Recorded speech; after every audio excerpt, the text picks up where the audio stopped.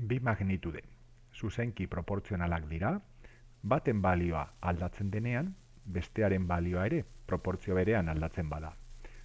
Baten balioa 10 aldiz handitzen bada, bestearena ere bai. Baten balioa erdira jaisten bada, bestearena ere bai.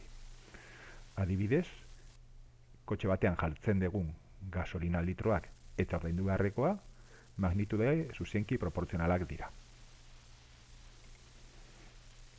Litro batengatik euro bat terdi ordaindu behar balin badet, 10 litro kargatzen baditut, 10 aldiz litro gehiago botea dudanez, 15 euro ordaindu beharko ditut. 5 litro kargatzen baditut, 10ren erdia denez, 15en erdia ordaindu beharko dut ere.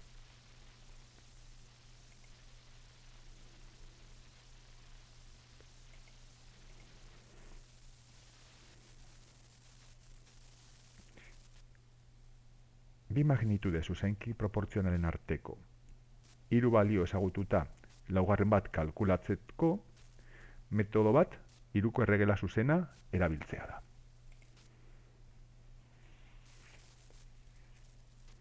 Adibidez, 5 litro gasolinagatik 7,5 euro ordaindu ditut. 13 litro bota izan banitu, zenbat ordaindu beharko nituzke? Balioak zutabe eta errenkadatan kokatuko ditugu. Magnitude berekoak bata bestearen azpian, eta erlazionatutako bi magnitudeetako balioak bata bestearen ondoan. Litroak ezkerreko zutabean ditut, eta hoiengatik ordaindu dudana eskuinean. Nik ezagutzen dudan erlazioa 5 litro gasolina 7,5 euro izan direla da, eta jakin barret zenbat ordainduko nuen 13gatik. Ezagutzen ez dudan balioa ixa batekin adierazu dut. Eta orain, biderketa gurutzatu egiten da. 5 litro gasolina ixarekin biderkatuz, eta 13 litro 7,5 eurorekin. Gelitzen dena, ekuazio bat da.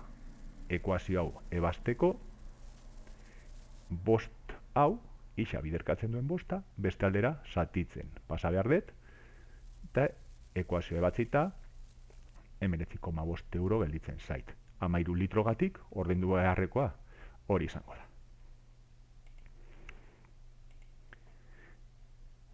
Balioak ezagututa, laugarrena ezagutzeko beste modua, unitatera murriztea da. Hau da, jakin dezagun, unitate hoietako batek, magnitude hoietako bat, zenbat balio duen. Kasu honetan, 5 litro gasolina, 7,5 euro. 13 litrogatik, zenbat. 5 litro gasolina eta 7,5 euro erlazio horretan oinarrituta, ordaindu duena, zati 5 eginez, jakingo dut zenbat balio duen gasolina litro bakoitzak. Kasu honetan, 1,5. Eta hori, botak daiteken 13 litro hoiengatik biderkatuz, jakingo dut zenbat kostatuko duen 13 litro hoiek botatzeak. Azken finean, leheno lortu duten emaitza berdina da.